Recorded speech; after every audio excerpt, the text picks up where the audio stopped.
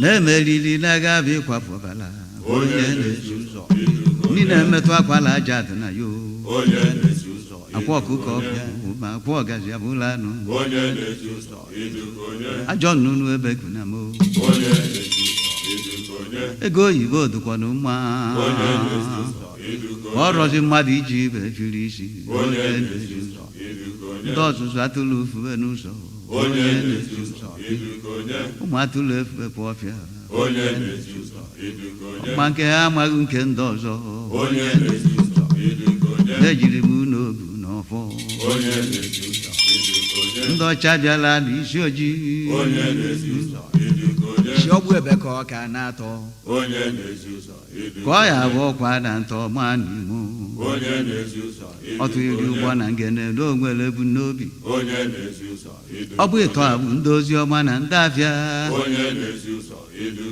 ma ndị bụ egbe egbuzi ndị ọchịchị onye nezuzo idukonye ndị ozi ọma bụ ụdị akwụkwọ nsọ onye nezuzo idukonye asị ndị oji nebe anya n'elu onye nezuzo idukonye n'ọba ebe a na-eze siri doo onye nezuzo idukonye ma tụfusikwanụ njiri gbara unu onye nezuzo idukonye onye nene anya n'azụ onye nezuzo idukonye na mmụọ nwaanyị na-aga n'ilo onye nezuzo ndị afịa ha ebu na-asịwe okwukwu n'udo onye nezuzo idukonye ife nkiri eji akpa ego onye nezuzo idukonye unu chọọ ikiri njiri mara unu onye nezuzo idukonye unu ejide nnukwu akụ na ụba n'aka onye nezuzo idukonye ọchabịa ka aghọrị ahụ ji onye nezuzo idukonye ọka akwọrọ n'ume ụmụ Igbo ife onye nezuzo idukonye n'arọ 1949 onye nezuzo ka ọnwa Disemba adụ n'abalị onye nezuzo idukonye ụmụ Igbo ndị gburu koru n'Enugu onye nezuzo ndị yọrụ ka etinyekwuolu ha tọlọtọlọ onye nezuzo idukonye ma ndị ọcha wetala ozi ọma na ala ojii onye nezuzo idukonye gbọrọ ha were egbe gbawụsịa ha onye nezuzo ajụọ ndị Igbo nke ahụ pụtara gịnị onye nezuzo asị na ha kparịrị ndị nnukwu mmanwụ onye nezuzo na ha mejọrọ ndị nnukwu nna onye nezuzo idukonye ndị mere Igbo ji marụ Chukwu onye nezuzo idukonye ọdụka Chukwu uwe ọbịa na n'oji onye nezuzo idukonye ekwere na Igbo na-emebu ikwe Chukwu gboo onye nezuzo unu ma na ndị ụkọchukwu niile ejeziri tụnzu onye nezuzo idukonye ma ndị isi ojii ma ndị ọcha onye nezuzo idukonye na ndị egburu merụ nke balụ onye nezuzo idukonye o nwere otu jeni izi ha bụ ozu onye nezuzo idukonye ebe jelu ndị ozi ọma onye nezuzo idukonye ha sisi sọpụrụ ndị ọchịchị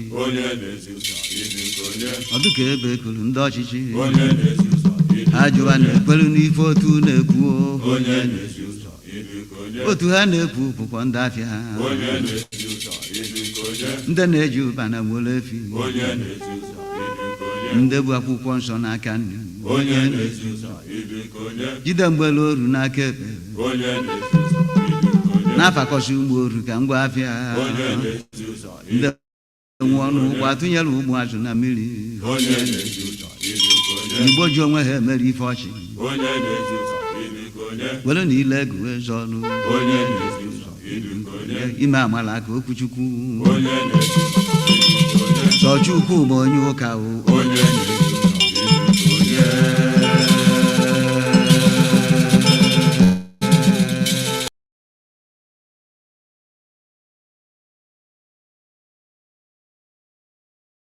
Give every glory and adoration, every exaltation. We come before thee this evening to present your truth to the whole world, that mankind may testify in time to come that it wasn't man that did it, that they had no strength of their own, they had no army, they had no weapons.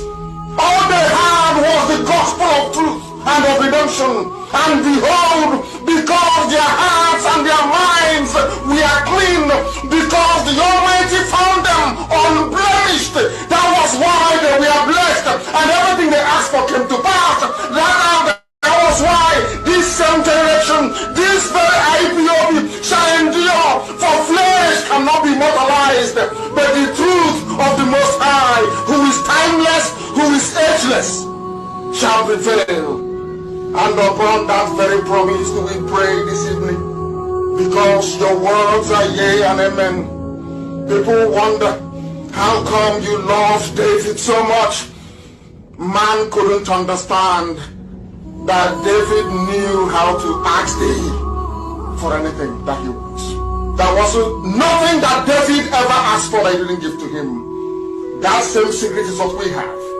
That is what we present before thee, to the hearing of the entirety of humanity this very evening, morning, noon or night, depending on where you're listening from. That we make this proclamation that your words are yea and amen, because you are God. Anything you say must come to pass. You are not man. Anytime, any word that you utter, documented by the sons of men in the Torah, in the scriptures, must come to pass. Because your spirit, you are not man. You are not mortal. Every word you utter must come to pass. And on that very premise do we anchor this very agitation. Because we go back to your scriptures, to your unadulterated, untampered with scriptures. In the book of Jeremiah we pray, chapter 16 verse 14. That is our prayer this very evening from where I am. You said, for you are Lord, you are God, you are the beginning and the end. There is nothing you created which can be equated nor used as an adjective to describe thee. You are bigger than all that man can ever imagine that you are. Only you is the beginning of time itself. That is why the ancients call you the Ancient of Days, the ancients of the ancients, for that is who you are, the I am that I am, and these are your words because you are God. You said that a time is coming. According to the prophet Jeremiah, you said that a time is coming, and that time is now, this 2020. You said the time is coming when people will no longer swear by me as the living God who brought the house of Israel out of bondage in Egypt. These are your words because you're God. You said a time shall come when people will no longer swear that this God of Moses, that led the God of Moshe, that led the Israelites out of the bondage and suffering in Egypt. Instead, these are your words, O Heavenly Father, with every reverence, humility and submission. You said, instead they will swear by me as the living God, because you are living, everlasting, eternal, who brought his people out of the northern lands, out of the bondage from the north, for we inhabit the south. We are from the southeast. Oh Heavenly Father, you said, no longer will we remember you as the God of miracles that brought Israelites out of Egypt. We shall know thee as the God that delivered his children from the criminals and darkness from the north. These are your words. And you were talking about Biafra. We are now going to swear by thy name and say, this God of Biafra that led his children out of the iniquitous existence which Britain fabricated for your children. And you said we are going to return from where you scattered us, from where they are killing us in Indonesia, from where they are killing us in Malaysia, from where we have been imprisoned in Brazil, from all the places we are suffering, all the places where we are being humiliated at the moment. You said, I will bring you back to your own country, to the land that I gave your ancestors, because I am God and I have spoken. And who is man to say no to the word of God? Or they cannot go. Upon this we anchor all that we do. We have no strength of our own. Upon your promise that came forth from the mouth of the prophet Jeremiah 16:14, you said, I will deliver you from the bondage from the north. The world will no longer say, this God of Moshe that led the Israelites out of Egypt. They will say, the God of Biafra that delivered them from the forces of darkness from the north. You were very specific. You said from the north. And you are God, and may your name be blessed forever and ever. He said,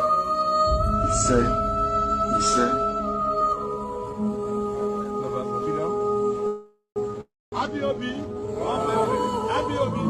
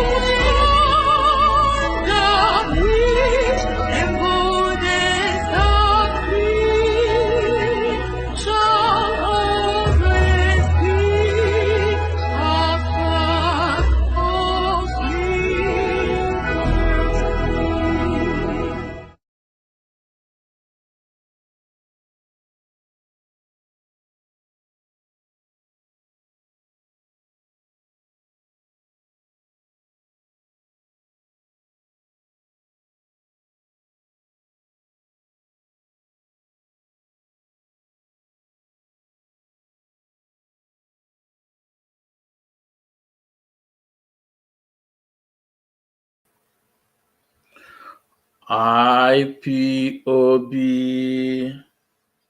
One Family. IPOB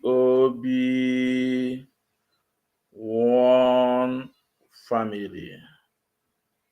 One Family. IPOB. Good morning, good afternoon, good evening, my fellow Biafrans. Please, as I welcome you to this wonderful edition, please welcome others. We are live at our various platforms. We are live at Ikechukwu Umadi Ezumezu. Although we share the program there. We are also live at Ikechukwu Ezumezu.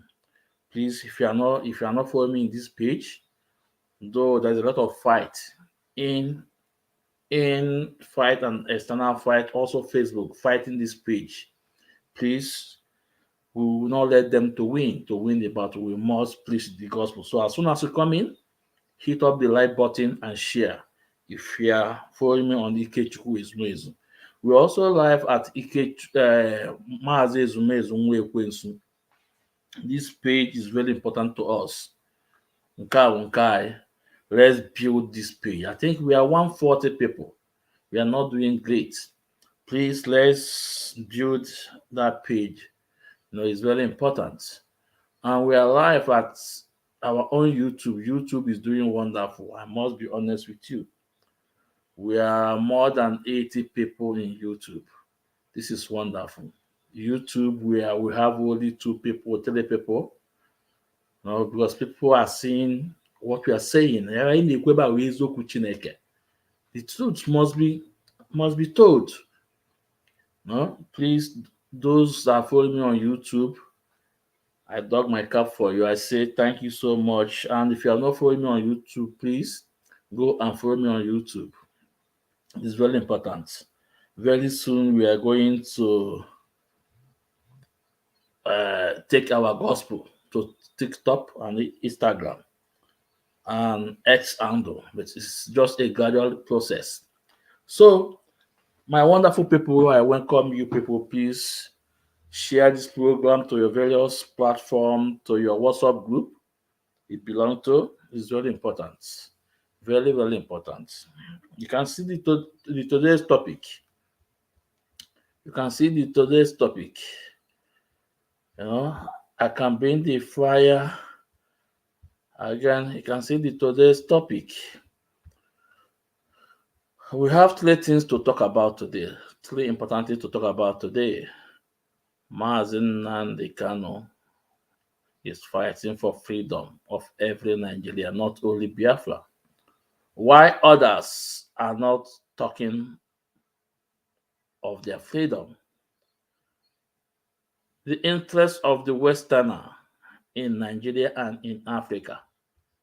These are things we are going to talk about today. And it's very important. Like I said, as the flyer said, Mazi Nnamdi Kanu is not fighting for only the freedom of his people. Mazi Nnamdi Kanu is not fighting for only the freedom of Biafra people. Mazi Nnamdi Kanu is fighting for the freedom of every Nigeria and across Nigeria. This is what Mazi Nnamdi Kanu stands for. This is what Mazi Nnamdi Kanu stands for. Mazi Nnamdi Kanu is a prophet. Tell yourself the truth. Be honest to yourself. Check all the statements Mazi Nnamdi Kanu issue out. Today this is happening. Even my friends told me that they also bought Naira with Naira. Mazi Nnamdi Kanu say it. That a time will come, you will go to the bank, you will not see your money. You use Naira to buy Naira. The person 10 years ago, if you are told that you will use Naira to buy Naira,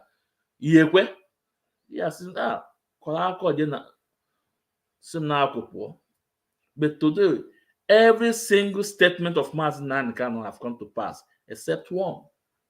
All the old statements that Mazi Nnamdi Kanu said have come to pass. He talked about the Fulani S-men grabbing land, having even attention. Today it's happening. Yeah, it's still happening. So you that are against Mazi Nnamdi Kanu, for what benefit will it profit you to go against someone that wants your life, someone that wants you to live as a human being, someone that wants you to live your fullness of life, someone that wants you to have the right to live as a human being? Or evidence juru arụ ife anụwa ka ọ ntaji anya konseke wee juru arụ ife a.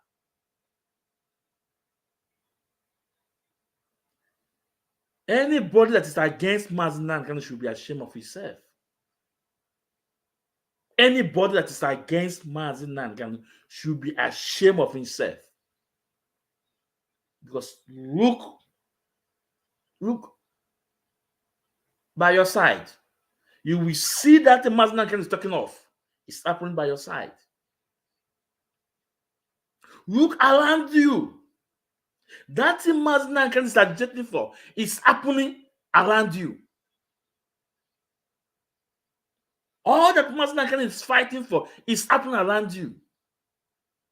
So why are you against Mazinan Khan? Why are you against Mazinan Khan?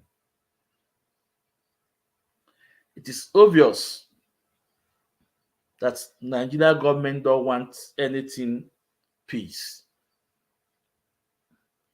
You know why? Because they are not in charge. Nigerians are not in charge of their own country. This is just it's the gospel truth. Either you take it or you leave it. The bottom line is that Nigeria is not in charge of their own country. This is the bottom line. It's just like during the time of slave trade. The Westerners, mounted warrant chief. This is what is happening. Nigeria is not in charge of itself.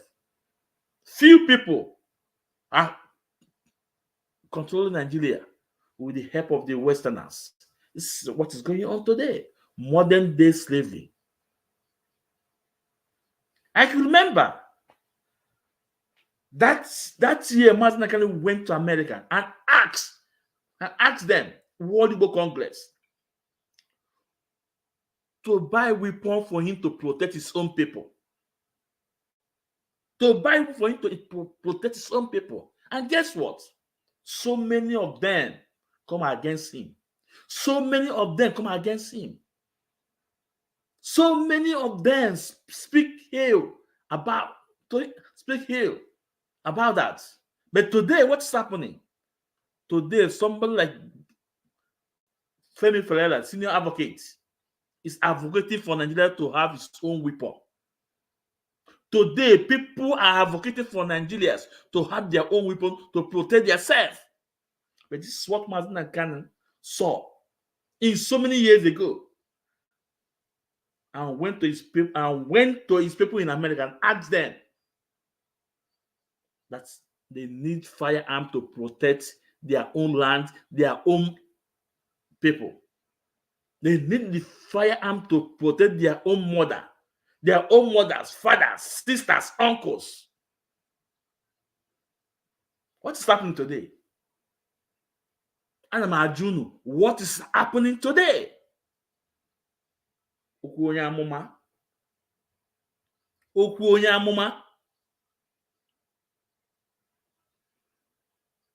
Yeah. There's a word I say that no onye amụma nra adị na benne ya. Okwu onye amụma nra adị ile na amụrụ ya. For years ago, Mazinan Khan cry out.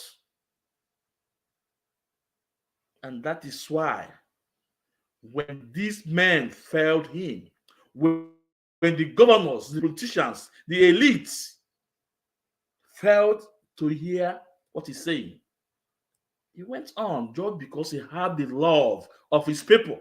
He had the love of his people. He went on and established ESN. And today, if not ESN, it will be another different ball game. And the same ESN, some people, some Igbos are going against it to destroy the ESN. Some ex-governors, sitting governors, are going against that ESN, knowing full well is that ESN that these people are afraid of. Is that ESN that these Janjaweed, these Fulanis are afraid of. Look at what is happening in Middle Belt. Look at what is happening in Middle Belt. Look at what is happening in Middle Belt. Then I ask this question. Where is America? I say, where is America government? Where is UK government? Where is EU? Where are they? I say, where are they? These people killed their somebody's wife. These people buy. They are somebody's husband, somebody's uncle, auntie. They were buy because of their faith. Eve of Esma, they were buy. And the world is keeping quiet. The world is keeping quiet. American government did what? They removed Nigeria from the blacklist. They removed Nigeria from the blacklist. As soon as Joe Biden entered, they removed Nigeria from the blacklist.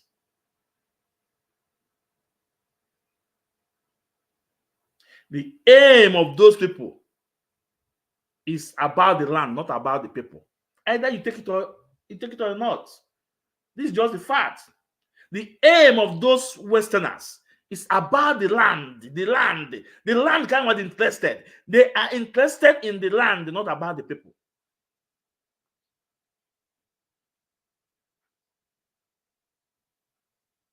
And they bring religion to back it up. They bring religion to back it up. Tell the other people, we will assist you. We will cover you on international level. You must do what your grandfather told you to do, Osman Danfodio, to dip your collar in the high sea. We ask God, where is Gowon today? Where is Gowon today? Where is Theophilus Danjuma? Where are they? And now, I'm going to play a lot of videos to back all this I'm saying up. I'm going to play videos. I want to remind us something. Since that man, former Chief of Army Staff, Theophilus Danjuma, made that statement that the military are colluded, that the military knows what is going on in Middle Belt, that is, people should defend itself. Since that year, have you heard the voice of Danjuma again? I'm asking you guys. Since that year, that man made that statement, have you heard the voice of Danjuma again? The answer is no. You know what? They use the international community to fight him. They told him, if you go out again to speak or to awaken your people, we will destroy you. We will destroy you. Believe me, there. That's why I also tell you guys that now, this Bishop Kukah is an agent of the West. Take it or leave it. Bishop Kukah is an agent of the West. We also have the same agent in South in Iguacha. She's a woman. She called herself woman rights activist. Later, Blix, what they call it. That woman's an agent too. Take it or leave it. These are the people working for the West.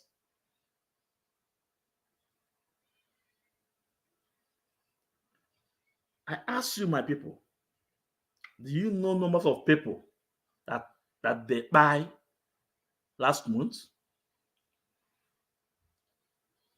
They will come out on media, still telling you the same story. They are telling you since 2001. They are telling so many years ago. They are still repeating the statement without no action. Then ask yourself, will you support this Nigeria to exist the next day? Now, remember what I said. Why others are not speaking? Why? Because they bought most of them, they closed their mouth. Look at our own Coastal brethren. They are not saying anything. Our own Coastal brothers, they are not saying anything because they were all bribed. Give them contracts. Give them pipeline contracts to safeguard the oil pipeline for the Fulani government. A landlord become a tenant in his own house. Look at someone like Tom Polo. cannot be able to stand up and reject this what their elders is preaching to them. Or will you talk about the pig in the clique? They are all sold out. The moment he got engagement with them and fulfill their will. Back with me, others, they don't care about others. They will use that peanuts to even scrabble to the others. Oh yeah, shut your mouth, shut your mouth. For how long will you guys continue like this, to live like this? I asked Tom Polo. Tom Polo, remember,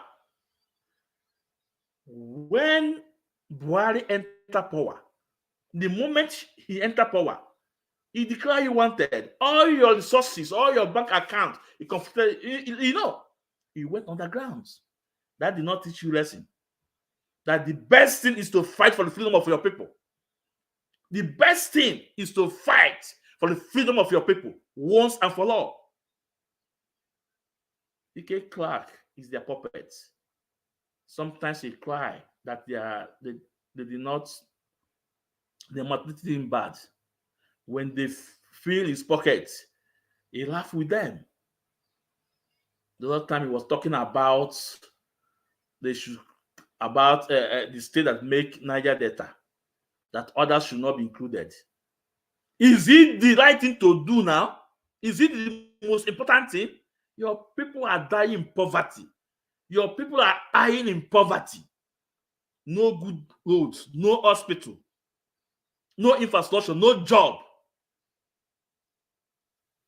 A 90-something years old man cannot, up to your age, he cannot say no.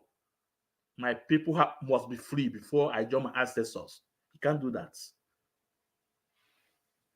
Rather, when they bring that peanuts, they call you guys, give those that will give contracts. Tell me one single Ijaw man that owns oil well. Or tell me two Ijaw man that owns oil well. Tell me. They have said nothing. But look at the fight Mazi Nnamdi Kanu is fighting.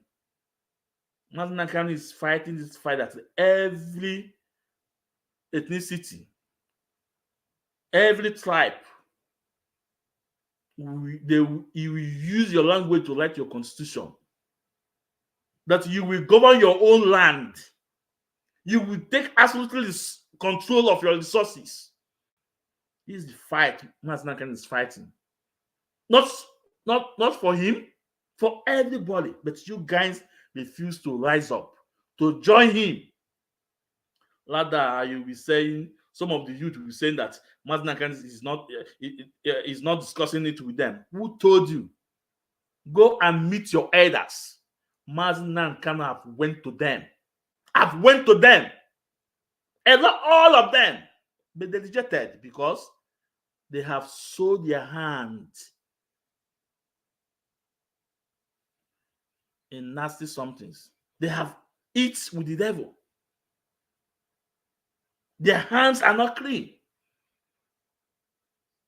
But if you're a wise elder, you say, okay, yes, what this guy is doing now is good, but our youth have to support him. Then you will be at back. You have to push the youth. But no, they will use it to control your youth. Control all of your people.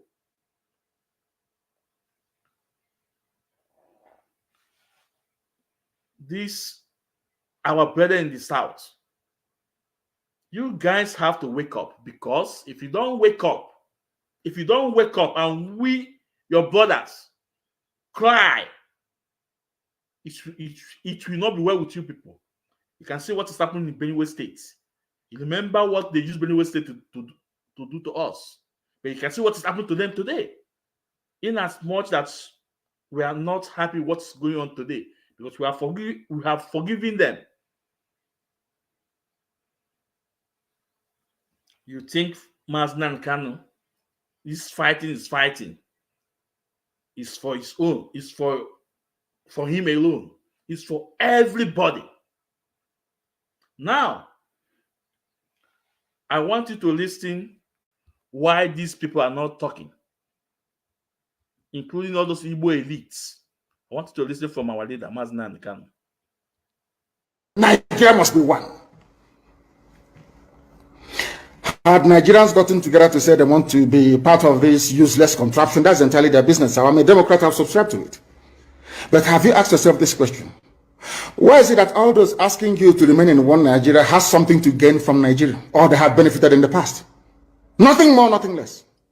I saw the letter that Atiku Abubakar wrote to President Biden. In it, Atiku Abubakar said to come and help us fight terrorism in order to ensure that there will be no regional destabilization. That is their game plan at the U.S. State Department for very many years, until we stepped in. They keep trotting out these lies. Once Nigeria breaks up, there will be destabilization in the entire region. I said it because you don't understand African history.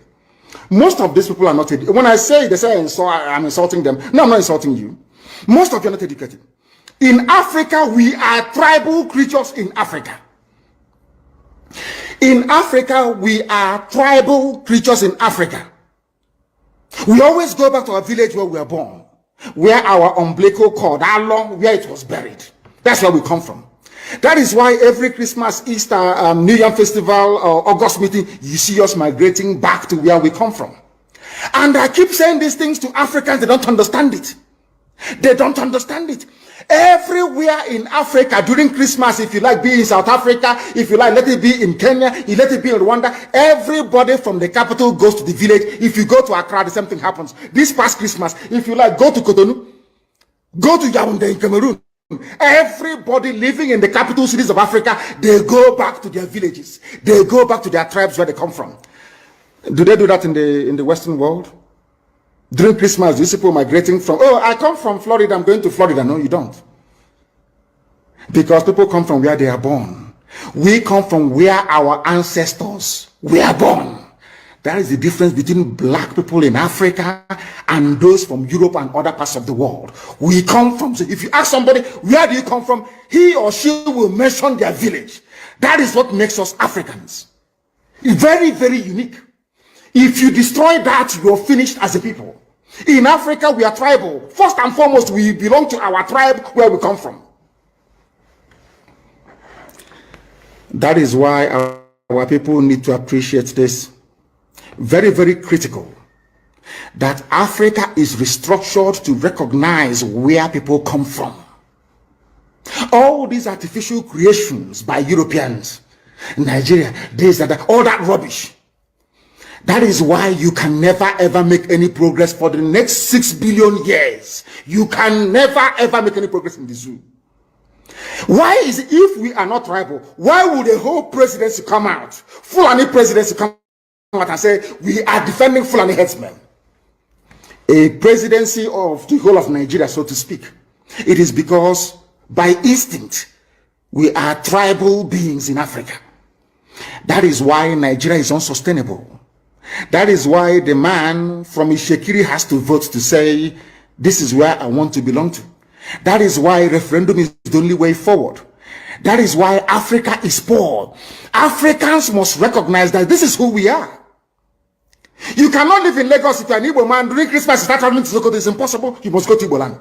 You must. That's where you come from. And if they ask you, oh, but you were born in Lagos, you will say, no, that's where my parents come from. They ask your parents will say, that's where my parents come from. They will keep going back until they get to perhaps the 100th generation. That is who we are. And nobody can change it. We are not born on the streets. Some people were born along Ijora or Kota Highway in Lagos. Maybe they are from Urobo. You ask them, where are you from? They say, I'm from Urobo. But I was born in, but this is where I come from. That is who we are. That is why all these useless, idiotic countries created in Africa cannot survive. It can never ever survive. And how do we stop it? Only a revolution can stop it. Only a revolution. If you like, keep postponing it. If you like, keep putting it off forever and ever. Only a revolution can solve this very problem, because under a revolution, the powers that be, those that be making your life a misery, will be overthrown. Nobody will say it's a coup anymore. It is called popular uprising. Don't let anybody deceive you. Don't let anybody deceive you. And that is why today some soldiers are listening and they are resigning from the army. How can you be a soldier in the Nigerian army and your village is being occupied by Fulani headsmen? Imagine those from Oyo or Ondo serving in the Nigerian army. These are my Yoruba brothers who are serving in the Nigerian army.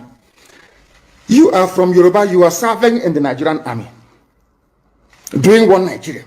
But your village is being occupied by Fulani. The same people you are serving, or you claim you are serving, your village is under occupation by them. And to make matters worse, those you are serving under their flag, one Nigeria, and the Arabic inscription, or should I say the motto of Ottoman Danfodio, to tell you how foolish Nigerians are. You don't know that the Nigerian emblem, the army emblem of Nigeria, is the motto of Ottoman Danfodio that he used to conquer Hausa people. You don't know that it is there. That's what they're using. You're fighting under the banner of your conquerors. Maybe in Sambisa forest. And now they are sending their advanced strike force into your village. And you're doing one Nigeria. I'm a Nigerian soldier. I'm a Nigerian army. That is why I commend the 127 soldiers that have resigned so far from the army. If you don't do these things I'm asking you to do, you will, when the time comes, as I'm telling them now, remember 2015, remember 2014, remember 2013, I told you all these things. I told you what was going to happen, and now they have all happened before your eyes. You've seen it. I'm warning you now. If you're serving in the Nigerian army, and you think you're loyal to Buratai, you think I'm serving my Nigeria is not a fatherland or motherland to anybody. Nigeria is not a motherland or fatherland to anybody. Nigeria is purely a British creation. A British creation. Because if Nigeria was to be a nation or country, there is no way those that call themselves the presidency Asoro can come out to support illegality in Ondo State. Because they know they are doing it for that. Why do you think they want to avenge and revenge for Salmadu Bello? Why? They knew that Ahmadu Bello and his people, so to speak, were fighting for them. They understood that. At the time, the Hausa people thought that the Fulani was fighting for them, but today it's very clear. I asked you a simple question when I began. Are you hearing Hausa Fulani anymore? No, it's only Fulani, because they have taken over the entire corner. That is one thing you need to understand. People must begin to appreciate this. If you are in the Nigerian army and you're serving Nigerian, look at Sultan of Sokoto talking rubbish. This spiritual leader, whatever rubbish he is of the zoo, Sultan of Sokoto, that he was in the army. That war is not good. But you Fulanis are the ones living.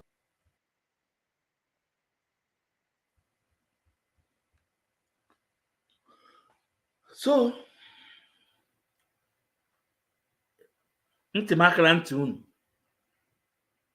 I hope you guys listen to our leader Mazin Nanikano.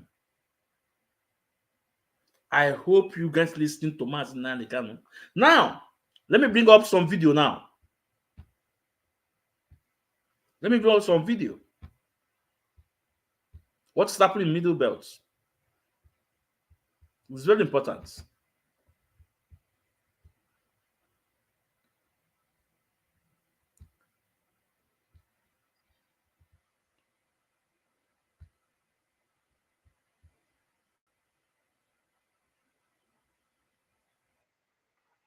Of course, the government is seeing this as farmer header class, so they would advise you to live peaceably. That's why we're telling the government, begin the process to officially gazette these people. Again, let me take you back to Boko Haram. Nobody goes to any community that is attacked by Boko Haram to tell them, live peaceably with your neighbors, because they've been officially gazetted. And Nigerian military knows what they are dealing with, terrorists. But now, when you see them as, two fighting, it becomes an issue of trying to separate the two guys that are fighting. No, two guys are not fighting. One person has an agenda, ideological agenda, political agenda, religious agenda, and they are pursuing it. In continuation of the public policy advocacy work we've been doing around the incessant killings in the Middle Belt, I was recently invited by Arise Television to offer perspectives on the issue, especially in relation to the Christmas Eve killings in Klaatu communities.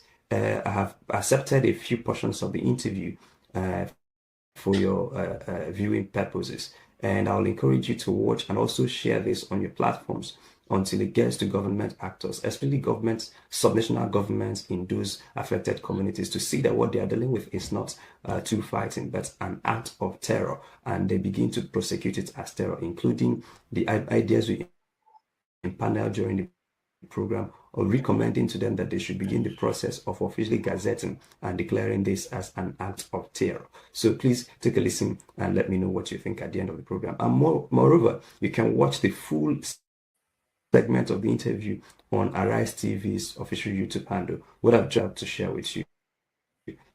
My name is Chima Christian. Africa's morning is at hand. Over 50,000 soldiers are currently involved in several peacekeeping operations across Nigeria. That's according to the country's Chief of Army Staff, Lieutenant General Taoreed Lagbaja. As it stands, the internal security operations where troops are involved are counter-terrorism efforts in the northeast, kidnapping and banditry in the northwest and north-central, separatist operations in the southeast, and combating oil thieves in the south-south. A plethora of security challenges bedeviling the country, and an end needs to come soon. After the recent attack in Plateau State, Vice President Kashim Shettima, alongside the Chief of Defense Staff and the NSA, paid a visit to the communities where bandits killed over 150 persons. The Vice President vows that the federal government will fish out attackers and prosecute them. An end to the unwanted killing needs to come as soon as possible. I'll be joined in the studio by Captain Bish Johnson, a security expert and a former U.S. Army captain, and Chima Christian, a public policy analyst and executive director of Africa's Morning Center for Public Policy and Good Governance. I'm Sulaiman Alede, and this is Arise Prime Time. Well, Chima, you're very familiar with the terrain, with the area, with the people, and our hearts, our condolences to those who are lost. But how are they coping at the moment? Well, it's a terrible humanitarian situation. And for instance, Mangu is close to Mangu local government area, received part of the attacks, is close to Bokos local government area, where this latest had the more number of people killed. In Mangu alone, where I had visited less than 2 months ago, I had gone to these communities. I've seen the level of destruction. In one of the IDP camps in Mangu, there's 4 IDP camps and 12 distribution centers. One of the IDP camps I visited had 4,000 households, close to 7,000 individuals in an IDP camp. And then one of the prominent politicians of this nation, that state, and the particular IDP camp received 72 bags of rice. And 72 bags of rice were distributed to 4,000 households, and each household was getting a cup of rice. And then the day they were distributing a cup of rice, they had to bring in soldiers from helping to manage the distribution of a cup of rice. So you see that people are hungry, angry, and frustrated to the point that they are struggling and fighting each other over a cup of rice, not for one individual, but for one household. This is just to paint a picture of the humanitarian disaster that is happening on them. My point is that what I've seen, because I've spent 8 months studying the insecurity in the Middle Belt, and what we've seen is that the insecurity in the Middle Belt is not what is reported. What I thought while going into the Middle Belt was that, oh, there is a farmer-header clash, and I didn't see one. I've been to Nasarawa, I've been to Benue, I've been to Plateau, I've not been to Southern Kaduna. I limited my thing to Northern Kaduna, where I just gathered secondary materials. But then what you find in Southern Kaduna is not going to be different from what you find in the 3 states I've talked to you about. What is happening is an act of terror, and I'll give you this. I'll refer you to Nigeria's laws, Terrorism Prevention and Prohibition Act of 2022. If you go to Section 3, subsection C, so let's just read so that you see what I'm saying. The law says that an act of terror is an act committed by, let's see, in this act of terrorism means an act willfully performed with the intention of furthering an ideology, whether political, religious, racial, or ethnic, in which I'll now jump to Section 3C, subsection 3C, in which seriously intimidates a population. What you're reporting intimidates a population. That's number one. Then D, which seriously destabilizes or destroys the fundamental political, constitutional, economic, or social structures of a country. or international organization. What you are reporting also contravenes this act. D, let's go to F, which violates the provisions of any international treaty or resolution to which Nigeria is a party, or subject to the provisions of, and with that. GI, which causes or involves or it results in I, attack on a person's life in the form of grievous bodily harm or death. Now go to III, destruction of a facility including a private property which may likely endanger human life or result in major economic loss. And then V, the people who are engaged in the manufacture, possession, acquisition, transfer. So the discussion. You usually ask yourself, what happens to these communities after they've been attacked? Usually a particular community is attacked like 3 or 4 times over a 1-year period, and the people in that community feel so unsafe, they move to the neighboring community or to an IDP camp. And you would expect that those communities will remain empty. No, they won't. People come in there and settle there. As I'm speaking with you, go to Moon Council Ward in Kwande local government area of Benue State. As I'm speaking to you, you have almost 38 communities in Mango local government alone that have been repossessed by people. And these are places. Usually a particular community is attacked like 3 or 4 times over a 1-year period, and the people in that community feel so unsafe, they move to the neighboring community or to an IDP camp. And you would expect that those communities will remain empty. No, they won't. People come in there and settle there. As I'm speaking with you, go to Moon Council Ward in Kwande local government area of Benue State. As I'm speaking to you, you have almost 38 communities in Mango local government alone that have been repossessed by people. And these are places where you have some places. You know that Plateau, for instance, used to be a mining site when Nigeria was big on iron mining and all of those ore minings. These people are taking over those strategic places, and they are taking over bodies of water, and they settle there. And so it is not as if they attack and people can move back to their communities. When people try to move back to their communities, the attacks resume and they run away. So people are living in their houses now. And then if you go back to the So it's a case of attack, sack, occupy. And replace. And then if you move a bit further to see the modality and in the upcoming census, MPC is not going to be accounting those demolished houses. MPC is not going to be counting them. MPC is going to be instead counting new settlements close to those demolished houses. So there is a serious problem you have on your hands. It's beyond what is being painted by the media. Let's still stay on the cause of the problem. And you find a community who they will tell you they are coming, and they come droves. In some cases, 250 people. Pump action rights. You know that the effective range of a good pump action, depending on the bullets you're using, is 30 meters. And these guys have 400 meters.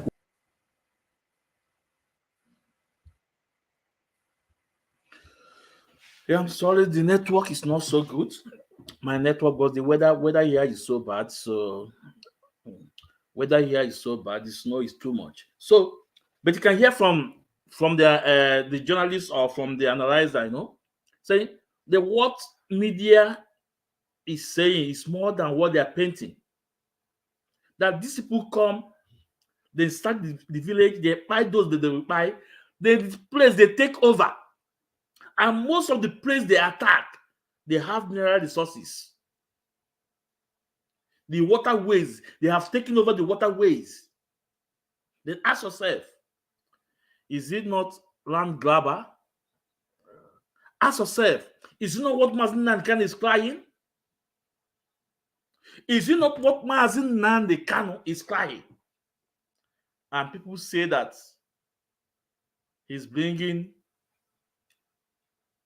whatever that is bringing discussion in the land. But Mazi Nnamdi Kanu is fighting to protect his own people. Mazi Nnamdi Kanu is fighting, crying, telling you guys that they are coming. That they are coming. And today, what is the result? Unaka Fluffer. The reason why our own land is so safe is, I would say, it's very safe more than the Middle Belt. The insecurity you see in the Southeast is caused by politicians. Take it or leave it, and other minor criminals. The insecurities you saw in Southeast was caused by politicians. I quote Dave Umahi. Do you guys forget what Dave Umahi said that they will create a parallel IPOB? You guys forget so easily when Opus Odema said that people that broke the prison, they are all political people that take that action. That is political. That jailbreak in Imo State is political.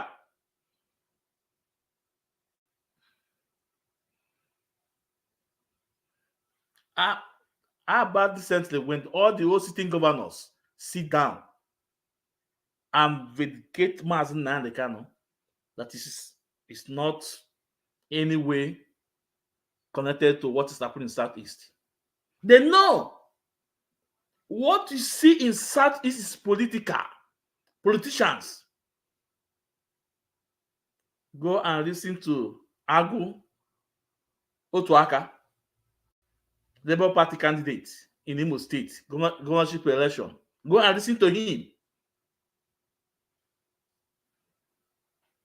So all this thing, Mazi Nnamdi Kanu saw it years ago and be crying that he wants his people to be safe, that we should all protect our land. They saw Mazi Nnamdi Kanu as a threat. They saw Mazi Nnamdi Kanu as a threat to them, because it's the only man that can speak. Mazi Nnamdi Kanu.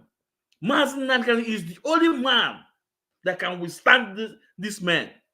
If you want to wait for this, your politicians, they will all be crying foul because they have wine and die with the devil. If they want anyone that want to do anything, they will remind you, hey, Oga, you will face EFCC. They will remind you of your past, what you did. Mazi Nnamdi Kanu is the only man we trusted, whiter than white and whiter than snow. And that is why they are afraid of him. And that is why even up to today, he refused to give up. He refused to give up. He refused to give up. Let's bring other video. I don't know if the network will be okay. The buy in the middle belt. I want you guys to understand the atrocity of Mazi Nnamdi Kanu.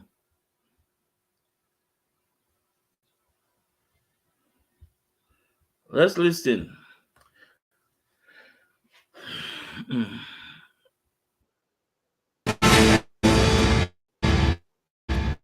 Now, following the killings of no fewer than 200 people in 3 local government areas of Plateau State, a senior advocate of Nigeria and human rights lawyer, Femi Falana, says Nigerians are entitled to keep and bear arms for self-defense.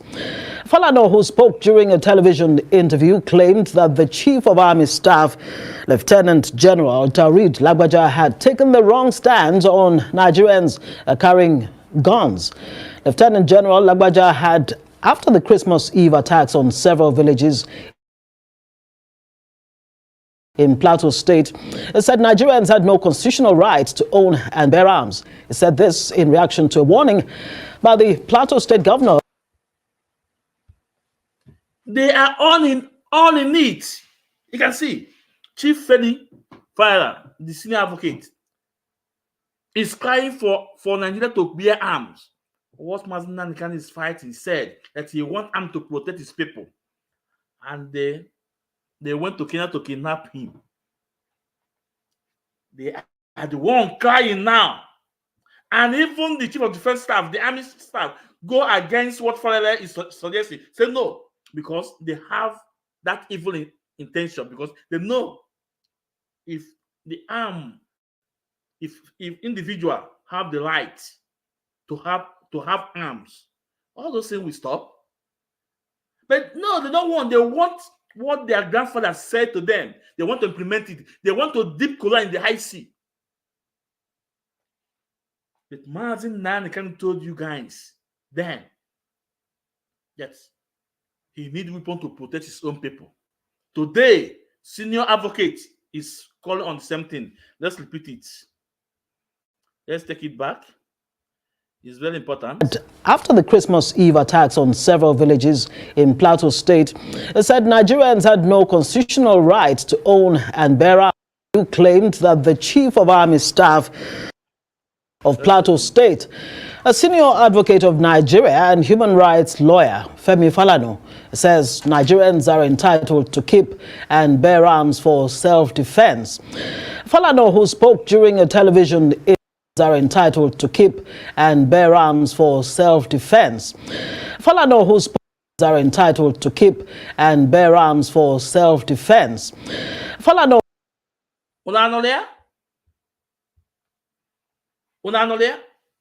That Nigeria is entitled to bear arms to defend for self-defense.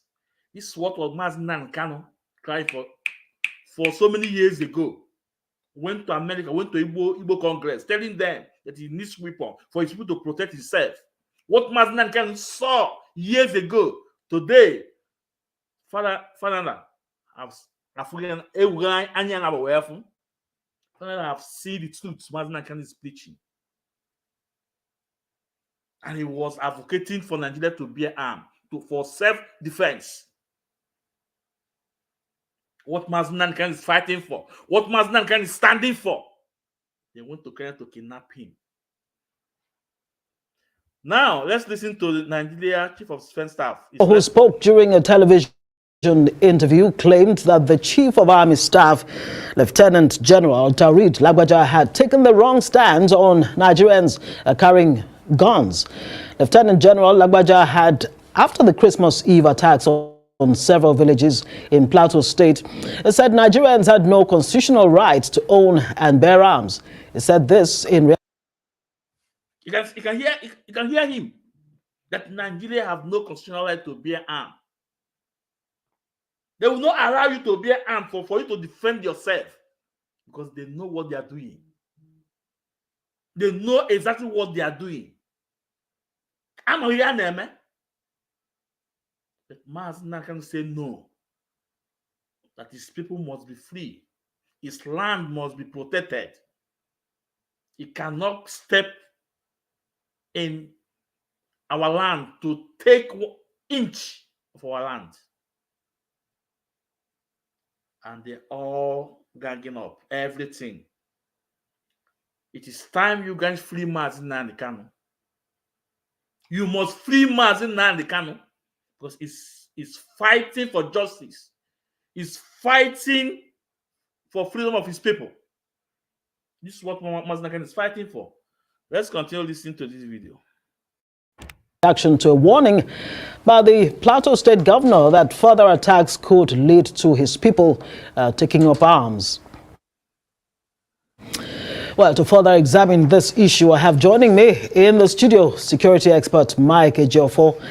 Glad to have you on Prime Time, and Happy New Year to you. Same to you. Happy New Year to Nigerians. Yes, indeed. Now, the Christmas Eve killings in Plateau State has left Nigerians wondering, should I begin to think about helping myself? How do I begin to protect myself, since it seems that government is unable to? And one of the most important responsibilities of government, of course, is the safeguarding of lives and properties. And that's according to Section 14(2)(b) of the 1999 Constitution as amended. Should Nigerians begin to think seriously about bearing arms, at least to protect themselves? Well, for me, as a person, I think I completely agree with the senior advocate. It's time Nigerians bear arms. Because I recall, I think... Do you guys hear it? That he believed that it's time for Nigeria to bear arms. Then, with his statement and what Mazi Nakan is fighting for, what's the difference? In 2014, when Mazi Nakan went to America to demand for people to protect his people, these people are coming. That none there and there today, it's have done before their eyes. Oh, Megawananya, it have done before their eyes.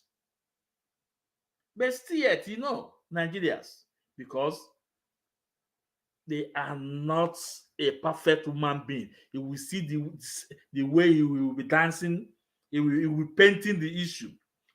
Instead of him going to the main issue, say it is time for call for referendum to decide if Nigeria will be one or not.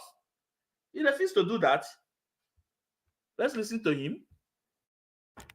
About 2016, 2017, there was a seminar organized by the Office of the National Security Advisor, and I did mention in that conference that there is need to liberalize the carrying of arms by Nigerians, and I was roundly condemned. I still maintain that position because the only difference between these people carrying arms and ordinary citizens going about their lawful deeds is because they are carrying arms. If they don't carry arms, I don't think they'll be in position to do what they are doing. The argument that if you allow Nigerians to carry arms, it will be abused. I agree. Isn't there a tendency for that to happen? There's tendency for abuse, but we should not also, the primary purpose of government, like you said in the intro, is welfare and security of the people as provided for enshrined in our constitution. But where daily, especially in a Benue, in Plateau, hundreds of people are killed, no account is given, I don't think it's proper. That brings me to as I was invited this evening, I was going through some of the papers. It will shock you that. But why can't this man be man enough and say to the world that it is time for Nigeria to call for a referendum to decide if it will be one country or not? Why? Because it's not man enough. It's not man enough. Only Mazi Nnamdi Kanu. Only Mazi Nnamdi Kanu say it. He demands freedom of his people through referendum. Why can't this man say it? Because he will be arrested the next day. Not the next day. As soon as he leaves this studio, he will get. But it's time that we start saying the facts that all die and die. It doesn't matter the way you die. Because if we don't stand up and do the needful, the hard way remains the only way, all of us will all perish. And those of us that are abroad, when we return home, there will be no home to be found. It is time to any of you that went on mainstream media in Nigeria, start talking about referendum to decide the fate of Nigeria. Because I've told you guys that there was a broadcast our leader made. He said UK government have given us two options to live. And these two options, they are devil's advocates. Either we choose to remain slave in our land, or all of us will be wiped out. The two options they give to us, I'm not going to say it. But this man cannot see what is about to come. That what is happening now is just a little thing that's what's about to come. That the main one are coming. They are coming. Let's listen to him. A Swiss-based non-profit organization in its research.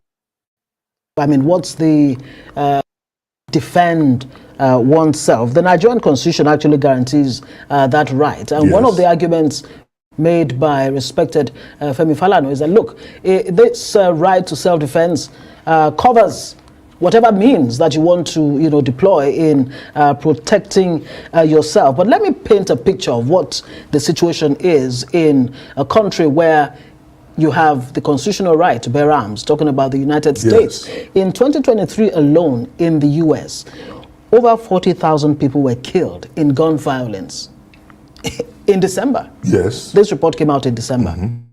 What does that in itself tell you? Well, There are more people being killed, where you allow for people to bear arms than if you did not allow it. no. You see, what is the population Isn't that of a America? way of looking at it? Right. What is their population? They are civilized. Over 300 million people. Yes, they are more than Nigeria. So if you compare the number of people also killed in Nigeria, you should be running to the same figure. So whether you see, there's a proverb in my place that if you see a fight, don't run. But it does not mean if you see a way to escape, you shouldn't escape. Right. So if you Let me take it off. I'm looking at another video because I don't have much time. No? You are telling us that you are giving us statistics of people that was murdered in America. But why can't you also give us statistics that people that murdered last year?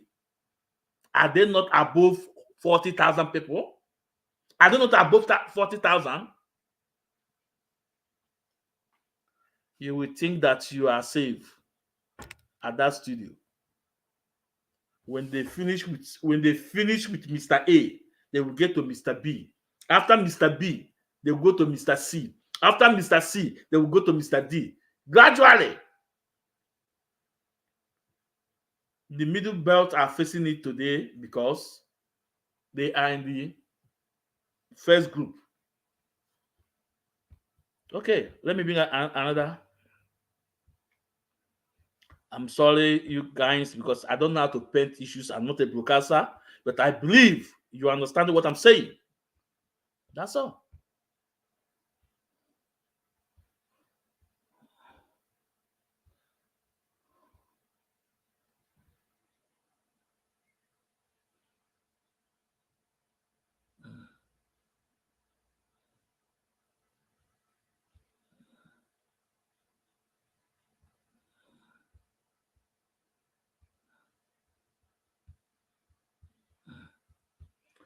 Let's listen to this one.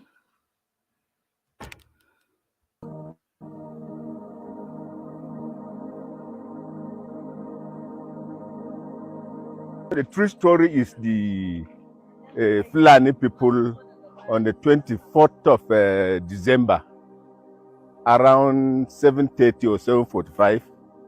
Then we just hear gunshot, non-stop, at all, non-stop. Radically, they send everybody away from the house. That's the Fulani people. You understand? Then, as God will have it, my mother is here. She's running. Then the bullet meet her for chest here. Then it don't come out. Then my junior brother, they met him outside, machete him. Then another junior again. After they kill him, they cut off the head, carry and go. The leg from here, cut it off. So we just bury him without the head. You understand? See the Fulani people now. See them here. See them. You can see the house. This one, and then this one from here. Right from up there. They just line up. Another house is there. That's Fulani people there. Where that rock is. Yes, that's Fulani people. Because they gathered. These people line up from that side down there. Then this will line up here. After they line up, so they will come here gunshot from St. Faust, where the chicken, poultry. You understand me? We hear 3 gunshots. Pa, pa, pa. So we don't know, say, na signal they gave these people. After that gunshot, then we hear these people, they start their own. Because those machines where they come for that night, almost 30 machines with light. Then I called somebody, then he picked my call. I said, did you people see those machines where they just off their light? He said, no, he didn't see them. That didn't see them. Then I told him there's a machine there, almost 30 machines with full light. After they off the light, they will hear the gunshot. You understand me? Then from the gunshot, they send everybody away. See where they see that tree there? Now where they killed my junior brother, and she's the reverend of the church. Yes, he's the reverend of the church. Yes, Reverend Jonathan Daluk Silas. And then Ibrahim Daluk Silas is working with Federal High Court. Then my mother laid to Silas. I hope Bishop Kuka is listening. A reverend was also by the Bishop Kuka will tell you kind that there's nothing like religious problem in Nigeria. A reverend was also by. Let's continue listening. I took my mother to hospital. This is my junior here. He still remains in the house. Then later, he come and call me that they have found my junior brother dead body. And the other, I asked him, what about the other one? Because the two line is not going at all. The two line is not going. But in the first place, somebody tried the junior one that is working with the Federal High Court. Somebody pick it. And that voice now, Fulani voice. Then now, they asked him, what about the owner of the phone? They say, the man just keep it for charging. Then from there, burn houses everywhere with every gunshot. Yes, that night. Gunshot everywhere. You cannot even come near that gunshot at all. We run down to that checkpoint there. I hope you meet checkpoint there. Yes, I myself, I'm with them. Please, can you people assist us? All these houses where they're already be on flames, can you people assist us up there? I said they have no ammunition with them. You understand me? Then, where are we running to again? And gun truck is there. But no assistance from anybody. This policeman that just passed is day before yesterday they brought him. Yes, day before yesterday. After the No. There are 9 here now. They brought about 4 trucks of police. So they distribute them to other places now. You understand me? But leave 9 mobile police force now. Where every night they do take care about the whole village. So that's what happened. But anybody tell you say, na Mangu people kill themselves, that one is a typical lie, and also say the typical lie.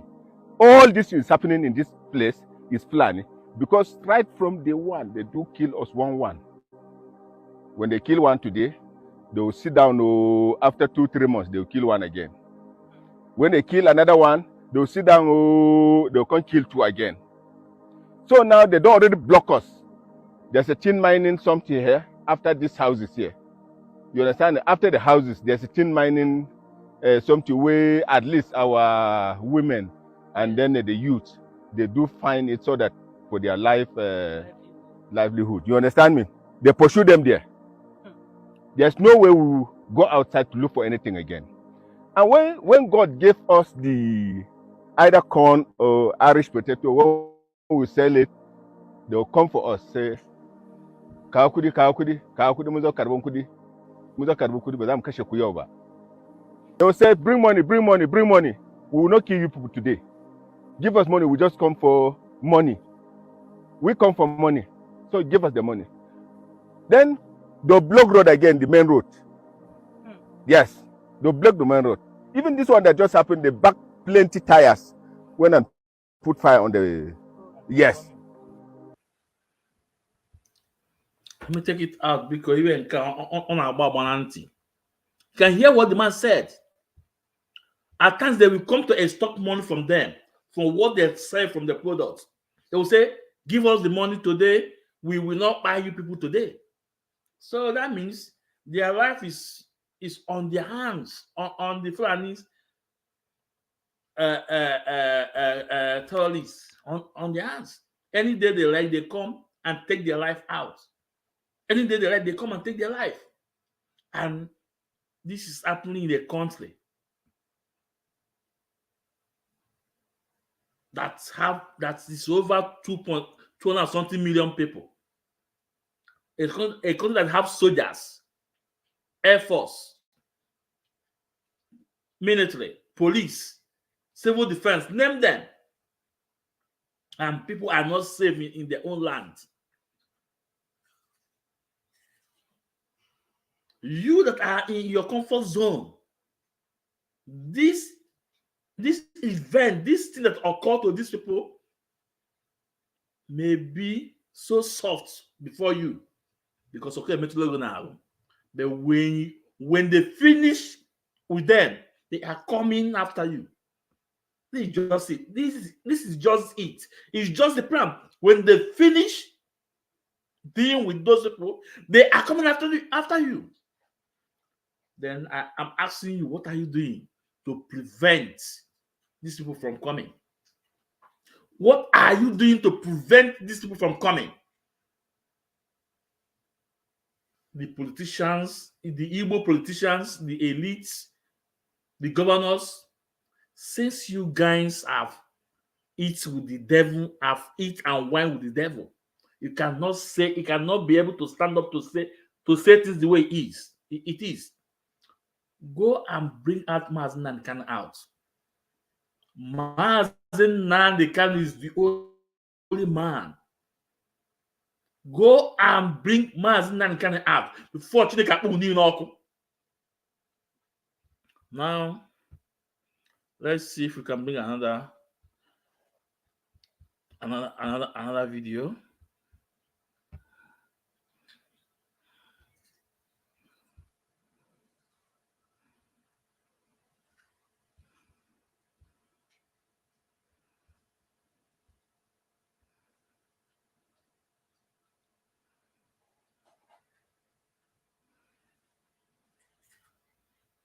Hold on.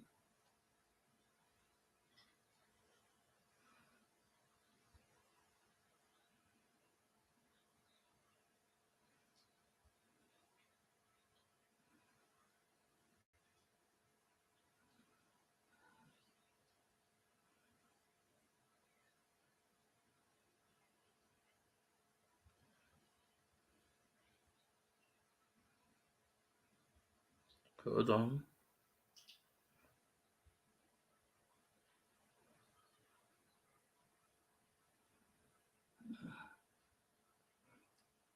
I think we have to bring this video.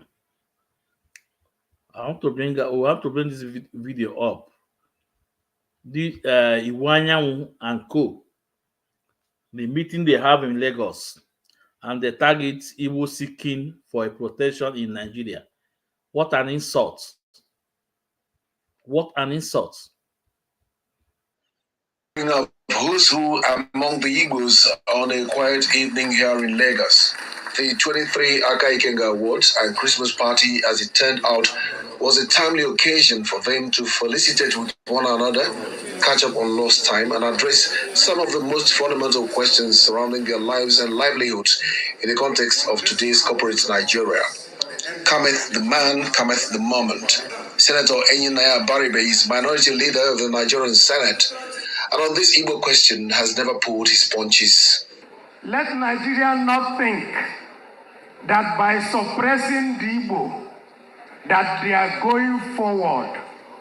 Foul. So long as Nigeria suppresses the Igbo, Nigeria will go nowhere.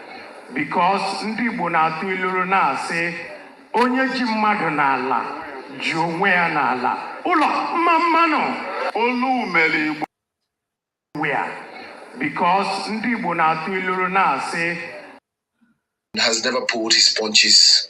let Nigeria not think that by suppressing the Igbo that they are going forward. Foul. So long as Nigeria suppresses the Igbo, Nigeria will go nowhere. Because ndị Igbo na-atụ iluru na-asị onye ji mmadụ n'ala ji onwe ya n'ala. Ụlọ mmanụ olu meli not think that by suppressing the Igbo that they are going forward. Foul. So long as Nigeria suppresses the Igbo, Nigeria will go nowhere. Because ndị Igbo na-atụ iluru na-asị onye ji mmadụ n'ala ji onwe ya n'ala. Ụlọ mmanụ.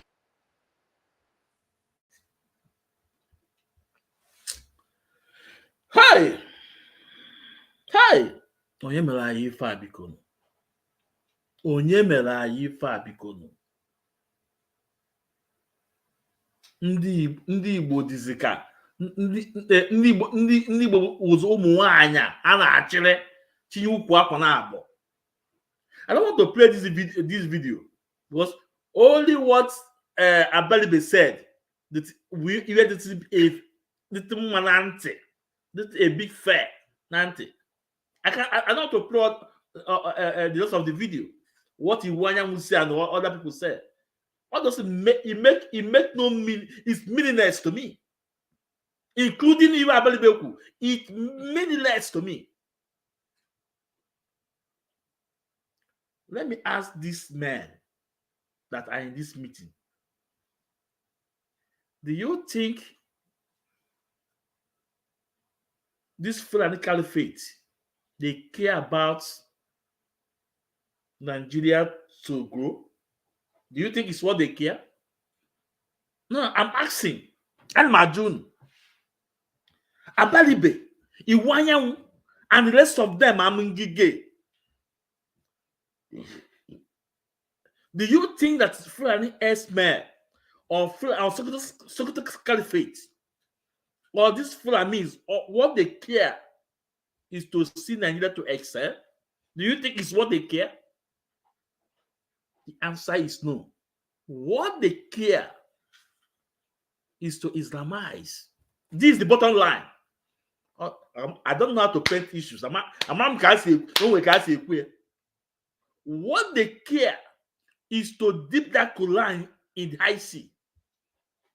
Let me bring it out. That is what they care. What they care is to see what their father told them. Is to see it reality. This is what they care. What they care is to Islamize Nigeria. This is what they care. It's not about it's not about because they did not give Igbo chance to bleed. No. If I want care is to Islamize Nigeria, take it or leave it. This is what they care. What they care about. Not this in India. No,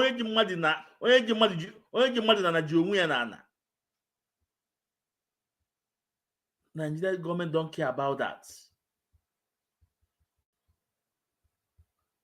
Yeah. Let me show you. Yeah. This is what they care for. This is what they care for. Abalibe. This is what Fulani care for. And the UK government now care about what? The land, the resources you have. The resources you have. They don't care about to see Nigeria to grow. They don't care about to see Naira equal to dollar. They don't care about the poverty in their land. They don't care about it. What they care about is this. I'm showing you now. This on my screen. This is what they care. This is what they want to implement. This is what they are praying for. You can do this by yourself. I have bring this thing up severally.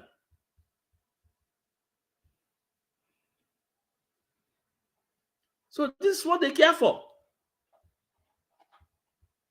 The message from Osman Danfodio. Osman Danfodio, their great grandfather. So this is what they care for. It's not about they want to see Nigeria to be at its peak.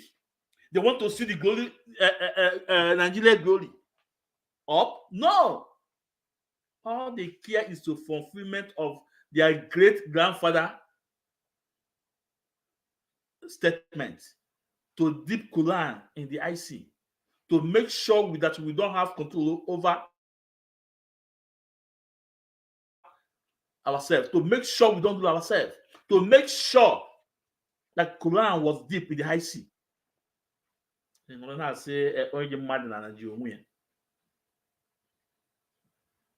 Look at what is happening in Lagos. Was it not after the election? Kidiwobi may go for it. All those distortion in Lagos is because of Obi. All those distortion in Lagos is because of Obi, because of the same election to make Nigeria one. The same country call a country. Nobody can vote to his choice. Tribal sentiment everywhere.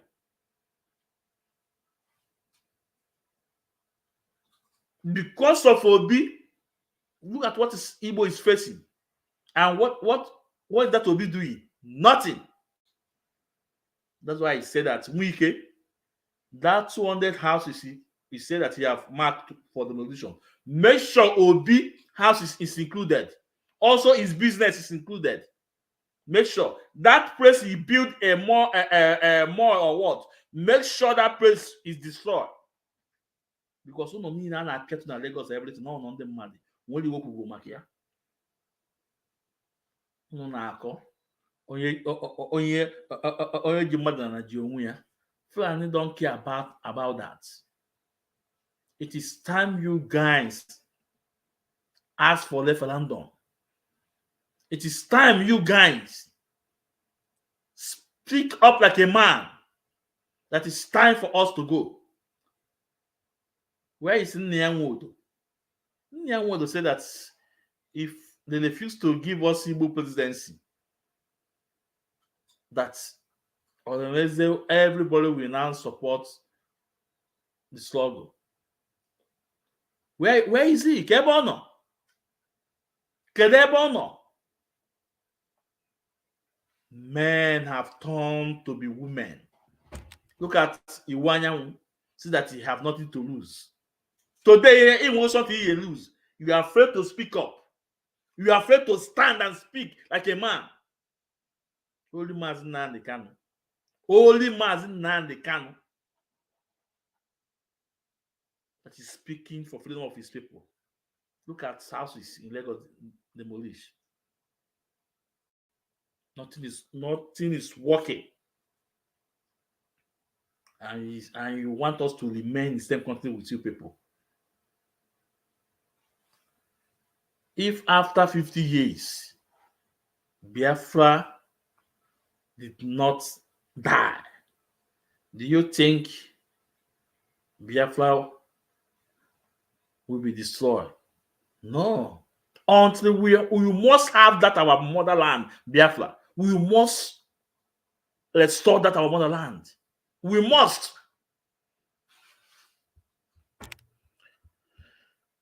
I don't have much time. Let me bring one video that I want to talk about. It's very important.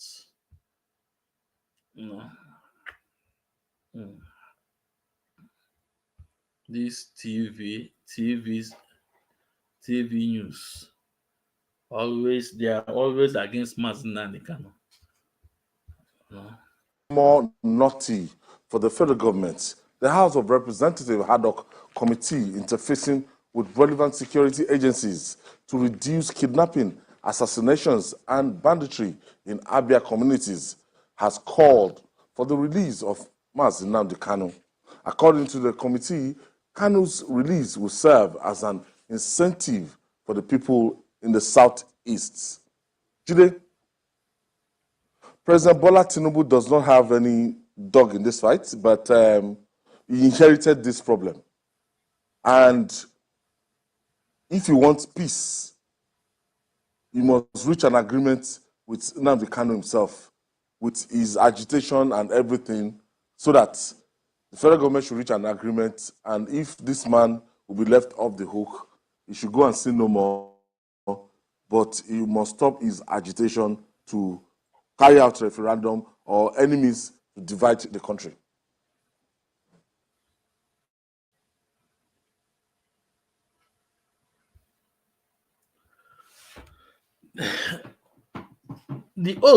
I think the host said something that is reasonable.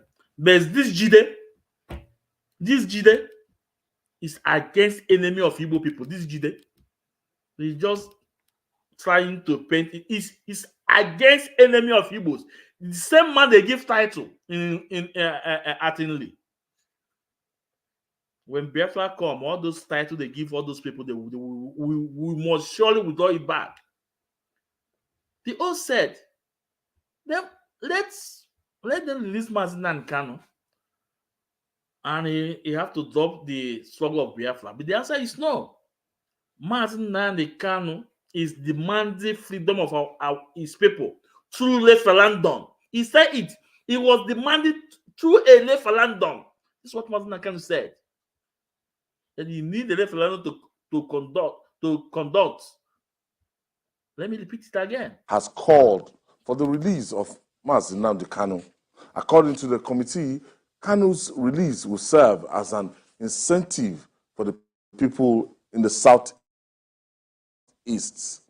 Jide, President Bola Tinubu does not have any dog in this fight, but he inherited this problem.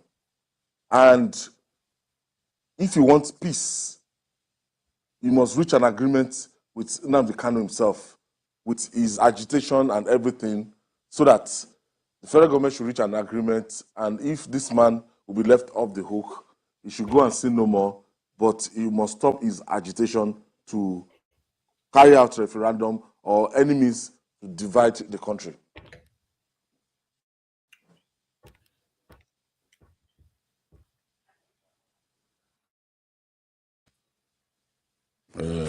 A resolution of this matter through dialogue. It's not every matter that you can resolve through court processes. Neither can you resolve every matter by going to war. So, for me, I do not want to foreclose the possibility of Nnamdi Kanu giving this struggle. In fact, I see a lot of positives in his most recent actions. You know, Nnamdi Kanu did a handwritten letter counseling the sit-at-home exercises, and at any time for that matter. So I believe that there is an opportunity there.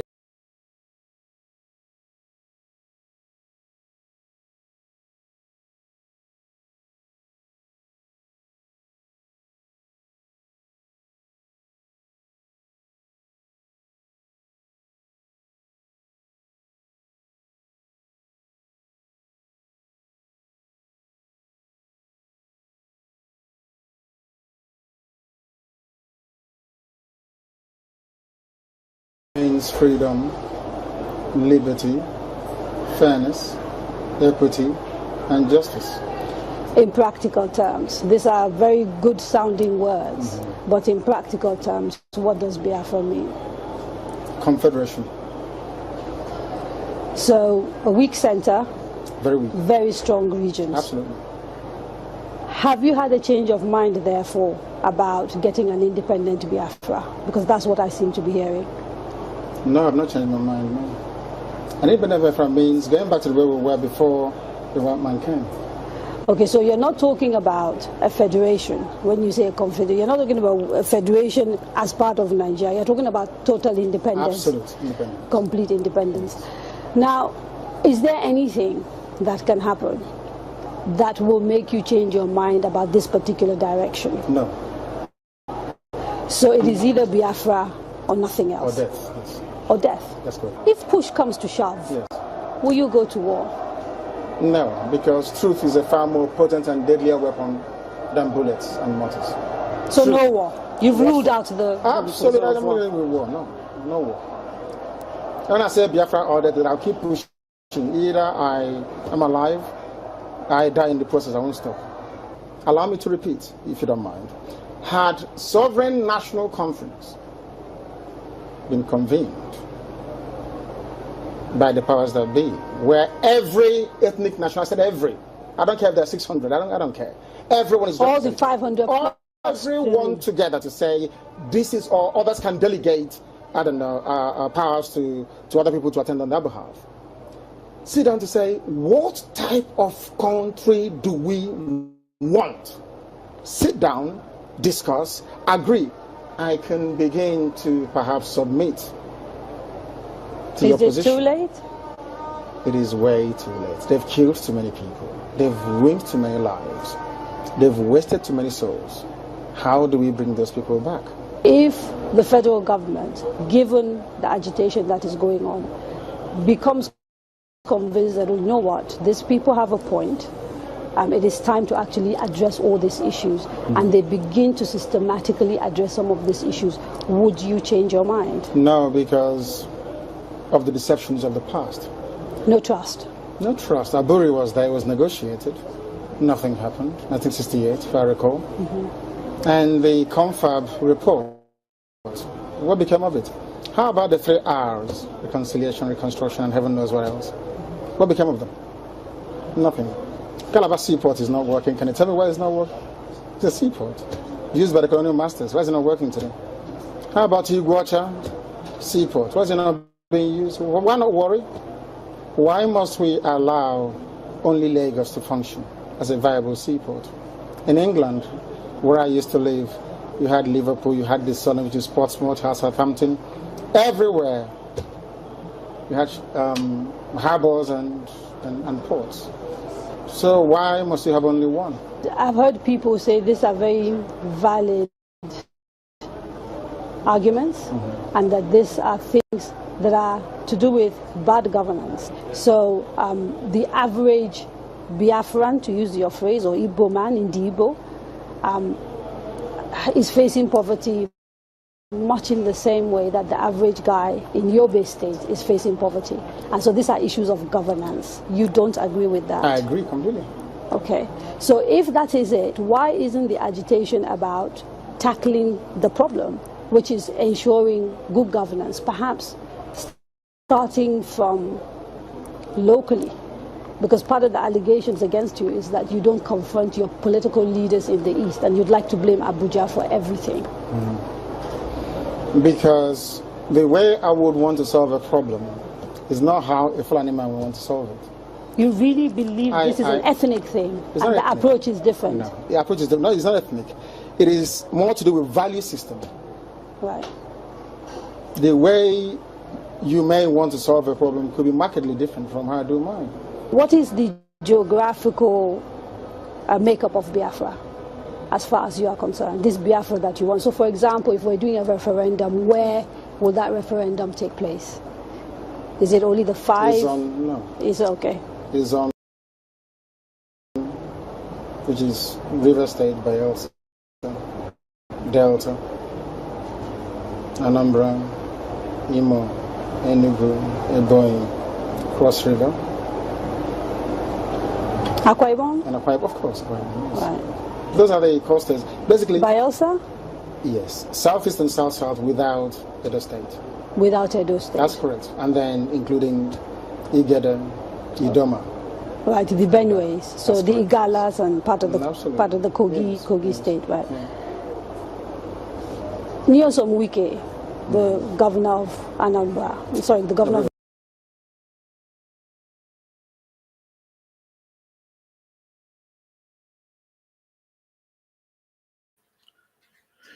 This TVC news, do they know? Mazin Nani can't stand for referendum. He said, give me date of referendum. That's all. Let the people decide. If the people say that they want to remain in Nigeria, so be it. He will answer. So why can't you give us referendum? Let's put the ball on field. This is what Mazin can believe. Say referendum.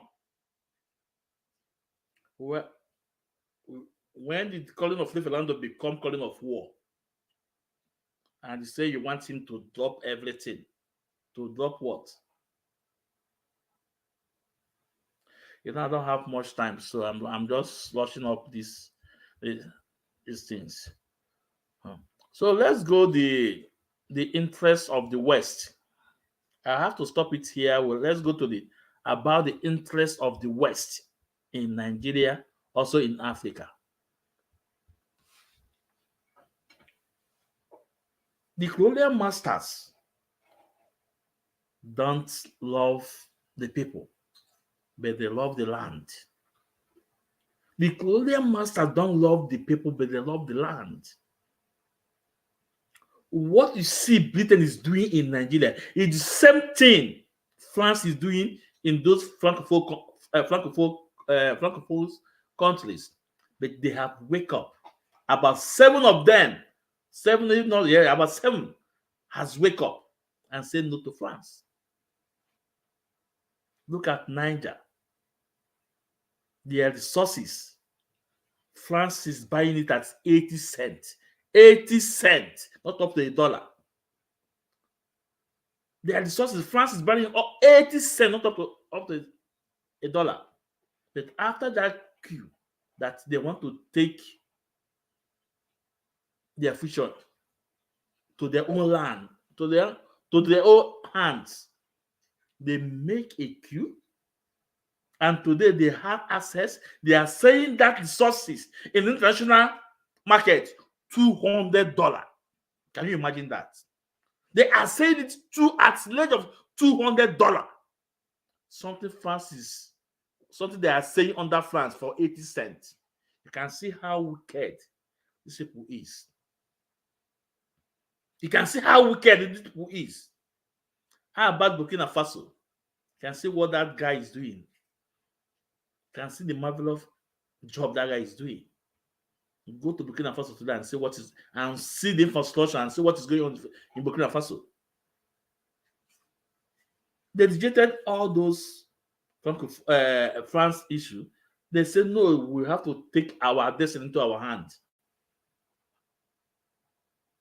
But Britain, that is why Britain don't want Mazin Akanu to be out. I must say it. Britain government, they are the one holding Mazin Akanu.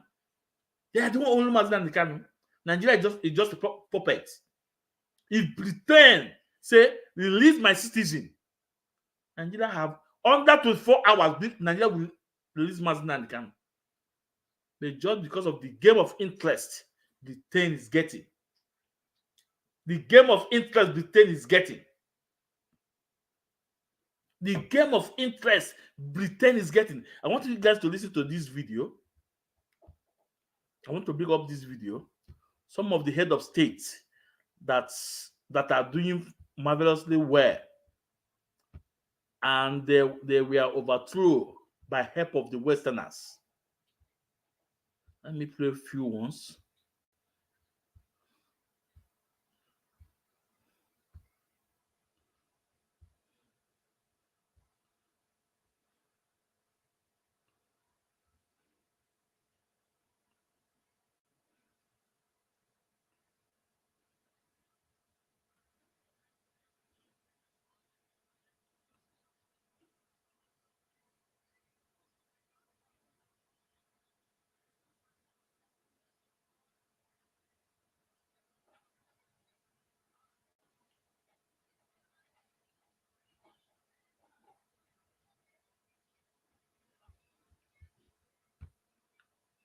Let's listen to this.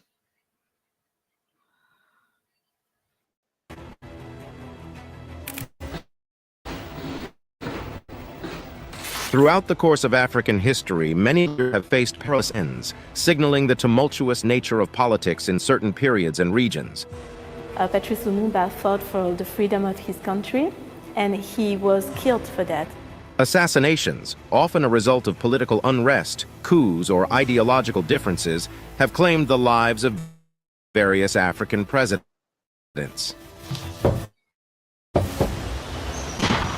This video delved into the lives and tragic ends of 15 African presidents who met their fate in the most dangerous ways, offering a window into the complex web of African political history. Number 1. Patrice Lumumba, Democratic Republic of the Congo. Patrice Emery Lumumba, born on July 2, 1925 in Onalua, Belgian Congo, rose to prominence as a nationalist leader dedicated to securing independence for his homeland. As a fervent advocate for Pan-Africanism and Congolese nationalism, Lumumba envisioned a united Congo free from colonial shackles, where its vast natural resources would benefit its people rather than foreign powers. In June 1960, Lumumba's vision bore fruit as the Democratic Republic of the Congo achieved its independence from Belgium. He was appointed the country's first prime minister and immediately faced a series of formidable challenges. The young nation's abrupt transition from colonial rule meant that it lacked an experienced administrative apparatus. Moreover, regional secessionist movements, particularly the one led by Moise Tshombe in the mineral-rich province of Katanga, further exacerbated the fragile political situation. Lumumba's leadership style, marked by his assertiveness and refusal to be subordinate to Western interests, inevitably ruffled feathers. The Cold War landscape of the era also meant that superpowers like the United States and the Soviet Union were keenly interested in the direction the newly independent Congo would take. Lumumba's perceived leanings towards the Soviet bloc heightened Western anxieties. By September 1960, with the Congo in political turmoil and Lumumba's government facing opposition from multiple fronts, President Joseph Kasavubu dismissed him. However, Lumumba contested the dismissal, resulting in a power struggle. This culminated in his arrest in December by forces loyal to Joseph Mobutu, who had staged a coup with the backing of Western governments and corporate interests. Lumumba's end came tragically on January 17, 1961. He was executed by a firing squad in Katanga, a death orchestrated by Belgian officers and secessionist leaders, with tacit approval from the United States Central Intelligence Agency. The murder of Lumumba, a leader with vast potential and vision for a united and prosperous Congo, remains one of Africa's most poignant political assassinations. His legacy continues to inspire movements for justice, sovereignty, and dignity across the continent and beyond. Number 2. Sylvanus Olympio, Togo. Sylvanus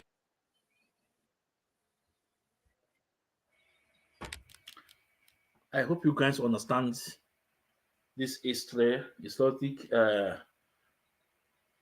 video about Lumumba, the man that loved his people. Lumumba believed in Pan-Africanist, but just because he did not allow the West in his government. And guess what? They used his own people. They staged a coup and brought him down.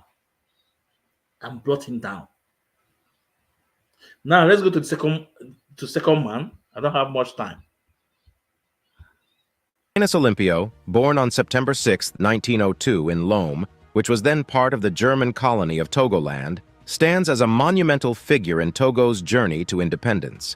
An educated man with a vision for a prosperous and autonomous Togo, Olympio pursued his studies in London and then worked for a while in the United States. On returning to Togo, he was determined to free his homeland from the yoke of colonial rule. Olympio's leadership skills quickly propelled him to the forefront of Togo's independence movement. With his dynamic approach and articulate oratory, he successfully rallied masses in support of ending the French colonial rule. His efforts bore fruit when Togo gained independence in 1960, and he became the nation's first president. However, the dawn of independence brought its set of challenges. As president, Olympio faced the Herculean task of unifying a country fragmented by colonial legacies and building a robust economy from the ground up. His approach to nation-building, which leaned towards centralized control, led to the marginalization of certain segments of the Togolese military, especially those who had served in the French colonial army. By early 1963, rumblings of discontent had grown louder. Economic struggles, coupled with dissent from marginalized military factions, created an environment ripe for upheaval. And on January 13, 1963, these tensions reached their tragic climax. In the early hours, as a military coup unfolded, Olympio tried to seek refuge in the United States Embassy but was denied entry. He was subsequently captured and assassinated outside the embassy, becoming the first African head of state to be overthrown in a coup. The assassination of Sylvanus Olympio was a moment. Efforts bore fruit when Togo gained independence in 1960, and he became the nation's first president. However, the dawn of independence brought its set of challenges. As president, Olympio faced the Herculean task of unifying by colonial legacies and building a robust economy from the ground up. His approach to nation-building, which leaned towards centralized control, led to the marginalization of certain segments of the Togolese military, especially those who had served in the French colonial army. By early 1963, rumblings of discontent had grown louder. Economic struggles, coupled with dissent from marginalized military factions, created an environment ripe for upheaval. And on January 13, 1963, these tensions reached their tragic climax. In the early hours, as a military coup unfolded, Olympio tried to seek refuge in the United States Embassy but was denied entry. He was in African politics. It set a precedent for military interventions in African states, a trend that would unfortunately recur across the continent in the years to come. Today, Olympio is remembered not just for his tragic end, but for his unwavering dedication to Togo's independence and his vision of a prosperous and unified nation. Number 3, Ngarta Tombal Baye. No, let me stop here. Olympia, when the coup struck, he now ran to U.S. Embassy for his safety. And guess what? They refused to allow him in because he did not open his government to the Western government, to French government. He did not open his government to them. He wants to have the destiny of his people on the hands, and then now stage a coup. He ran for his life, ran to United States Embassy, and they denied him. They denied him entering inside the embassy, and he was caught outside there and was by. So when I tell you guys that the people that are holding our Mazi Nnamdi Kanu, they are Britain. They are the Westerners, because they know what Mazi Nnamdi Kanu is capable of doing. Little did they know that Mazi Nnamdi Kanu is in millions of us. In millions of us. Little did they know that Mazi Nnamdi Kanu is in millions of us. Mazi Nnamdi Kanu have sowed a seed in so many people. Mazi Nnamdi Kanu have sowed the seed in so many people. They cannot stop coming of Biafra. I will do a program. I will prove to you guys that even the first coup in Nigeria was planned by this Britain, just because of these resources. They want to stabilize Nigeria to have the resources. I will pray it. I will bring the evidence. You guys know me. And remember, it was the same Britain that targeted Igbo coup.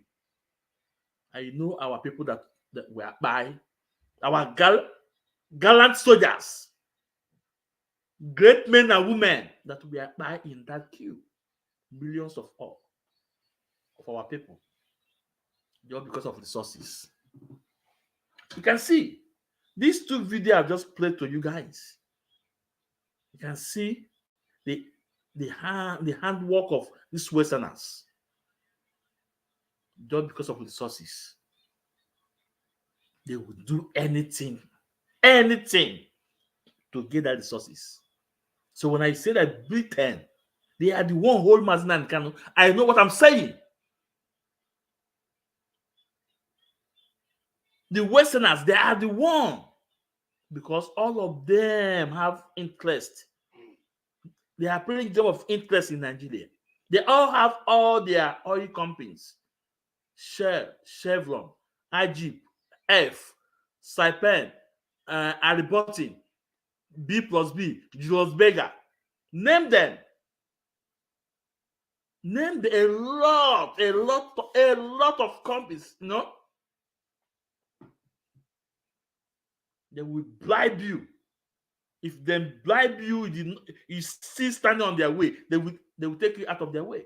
Look at what they did to King Salowiwa. Look at what they did to Adakabolo. But they use them to fight their own people. At the end of the day, they take them out from the way.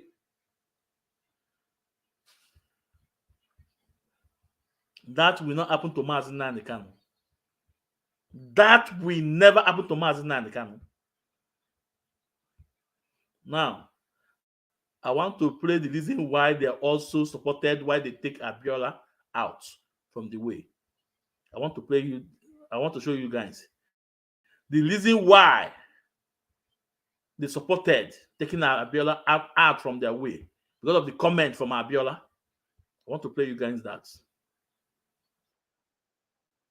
To the private sector, and by removing the complex structures which makes NMPC's accountability and assessment of efficiency almost impossible. You see, there are so many layers upon layers built on this simple thing, crude oil. I don't even know whether it's oil or some mystery around it that is taking the money from the central bank. You see, I think we would demystify all these things. In my government, the daily export of crude will be published, and the price at which it is sold. You see, the issue of planned implementation is simple. You see, public things are not private. We have National Assembly now. They will do their job. They review the expenditure of government and will hold public hearing. We will no longer be hearing of monetary circulars from central bank without the bankers being told. The bankers will have to be involved. You see, like I said, every effort has been made in the past to shave people's head in their absence. It must stop. I mean, it won't be allowed. I mean, the cumulative wisdom of all the bankers would have seen us out of the problem we have in this country today. But some people, they come from IMF or they come from World Bank. What do they know about Nigeria? You see, the most brilliant doctor in Norway might not have seen malaria in his life. So bringing him here and imposing him as a medical director is like sending everybody to the grave.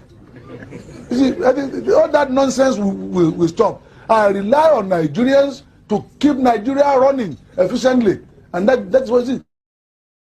You see, there will be a few foreigners who will be recommended by our people, not those who will be imposed by some foreign authorities over us. We are an independent republic under God, or aren't we?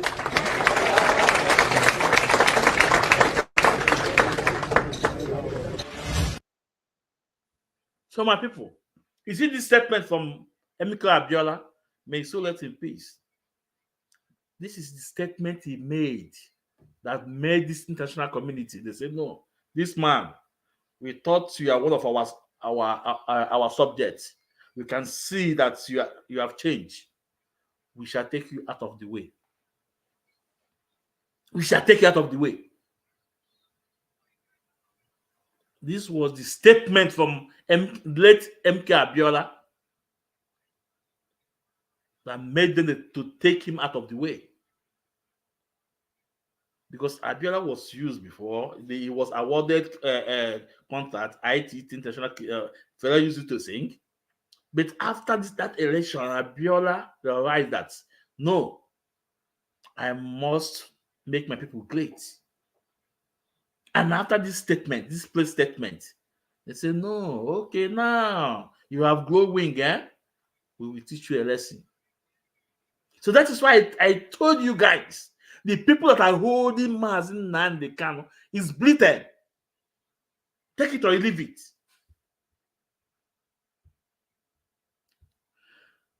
British government are the one holding Mazi Nnamdi Kanu. British government are the one holding Mazi Nnamdi Kanu. This is just the facts. Now I must write down. For those of you who think that Nigeria will be one, or Nigeria will be fine, or Nigeria will be great, you are just dreaming. I want to play a video from the late Zik. You will hear when he was calling all those people to come to let them work together. He called them, they should come, they should work together. But did they come together? The answer is no. If more than 60 years or going to 70 years, they have not come together, do you think it is now you can do it? Because Nigeria is just like a company. People come to invest, to sow, to take everything. Game of interest. Game of interest. The Westerners will never allow it to be. They will use your brother to bring you down. They will not come direct to you. No. Because you are an independent nation. They will use your own brother, use their agent to bring you down. This is what they are doing. Now, let me play this last video before I go.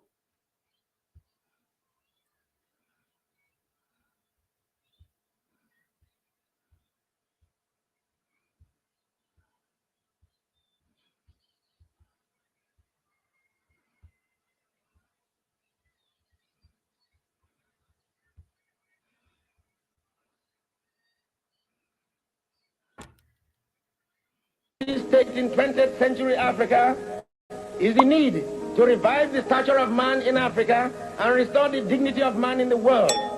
Nigerians believe passionately in the fundamental human rights. We regard all races of the human family as equal. Under no circumstance shall we accept the idea that the black race is inferior to any other race. I call upon Alhaji Amadou Bello, the Sultan of Sokoto, to join us in this Herculean task of national reconstruction. I exhort Chief Obafemi Awolowo to associate with us.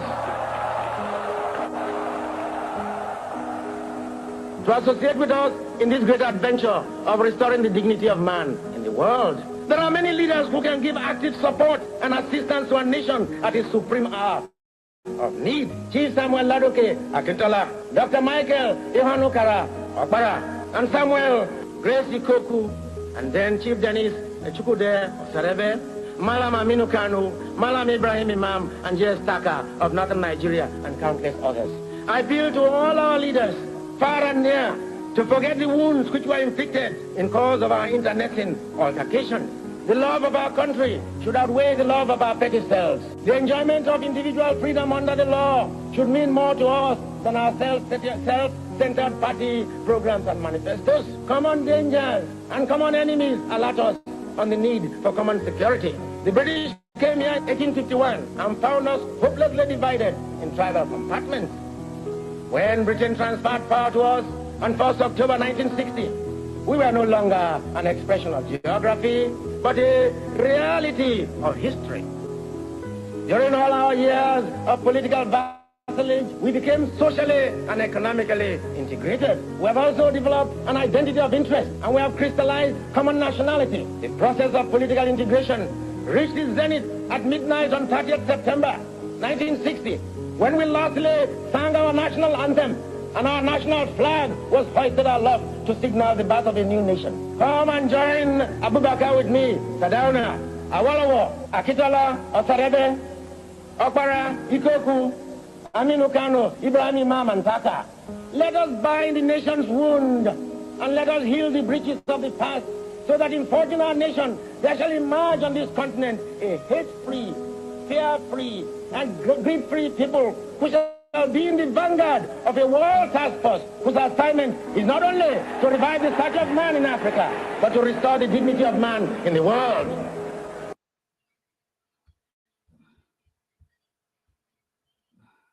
So, this is almost going to 70 years, something years, when Zik made this statement, calling on everybody, let's work together to make Nigeria great. Then I ask you, after 60-something years that Zik made this statement, Nigeria, is it great? Be honest with yourself. Nigeria, is it great? Nigeria, is it great? We must stand by Mazi Nnamdi Kanu. We must stand by Mazi Nnamdi Kanu. Britain, you must release Mazi Nnamdi Kanu. Because Mazi Nnamdi Kanu is a leader. Over 70 million people. You must release Mazi Nnamdi Kanu. Mazi Nnamdi Kanu is our leader. You must release Mazi Nnamdi Kanu. On this note, Masun, Oya for Tata, Aya Fuechi, Ndu nwoke, Ndu nwanyị, mmiri atala, azụ anwụna, mmiri atala, azụ anwụna, na mkpaka ya ama ọzọ, mana ọzọ ya ana, n'ikuku ada ama ọnya, ikuku ada ama n'ọnya, ndụ Maazị Nnamdi Kanu ya adị, ndụ ya adị ka echi n'echi adị agwụ agwụ. Ọ bịara egbu Maazị Nnamdi Kanu ya egbu onwe ya. Taa ka o mee, taa ka m kwuru ya mgbọsị eke, mgbọsị oye, mgbọsị afọ, mgbọsị nkwọ, afịara na Igbo n'azụ. Maazị Nnamdi Kanu ya wụ onye mmeri ka ọ bụ. Maazị Nnamdi Kanu ya wụ onye mmeri. And Maazị Nnamdi Kanu ya defeat all of them. N'afọ ndị dị na ndị ana. Ise, n'afọ Chukwuka Abịama. Ise.